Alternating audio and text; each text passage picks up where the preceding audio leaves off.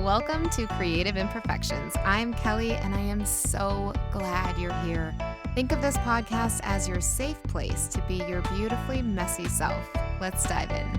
There's a moment that happens very subtly, almost without you ever even realizing, where you start to feel a disconnect between who you are now and how you've been showing up in your work. You might notice that certain reads, if you're an actor, don't land the same way, or certain styles you used to lean on in your art start to feel a little forced, or even certain opportunities that once excited you just don't hit quite the same anymore. And your first instinct might be to question yourself, to wonder if you're losing something, if you're drifting, if you need to tighten things up and get back to where you were. But what if the real answer is simpler and also a little harder to accept? You are not the same person anymore. And if you're not the same person, your art isn't supposed to stay the same either. We grow whether we're paying attention to it or not, through experiences, through challenges, wins, the quiet moments that no one sees.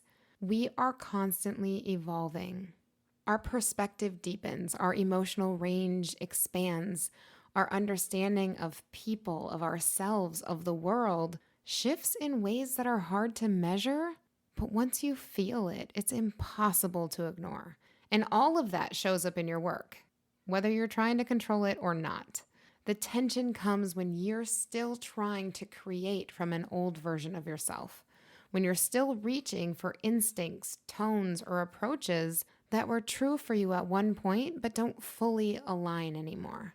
That's when things start to feel slightly off, like you're performing instead of expressing, like you're technically doing it right, but it's missing something. And it's not because you're doing it wrong. It's because you've outgrown the version of you that created it that way. And that can feel really uncomfortable because there is a sense of safety in what you know works. There's a part of you that wants to hold on to that, especially in a career where consistency is valued and results matter. But there's also something deeper that is calling you forward, something that wants to be more honest, more grounded, more reflective of who you actually are now, not who you used to be when you first figured things out, if you ever feel like you figured things out. And the truth is, your work gets better when you let it change with you. It gets more nuanced, more layered, more connected because it's no longer coming from a place of trying to replicate something that worked before. It's coming from a place of being present with who you are right now, even if that version feels a little less defined for the moment, a little less polished or a little less real. Honestly, that's where the depth comes from.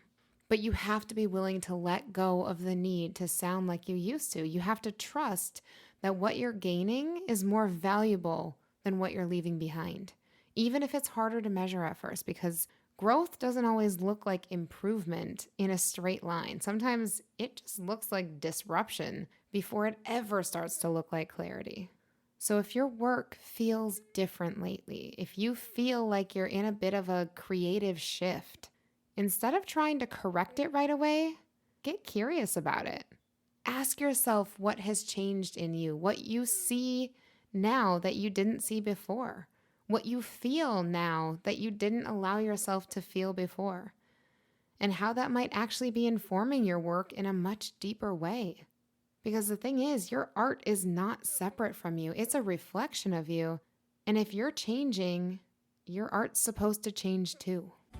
Thank you for listening to Creative Imperfections. Always remember, there's magic in the mess.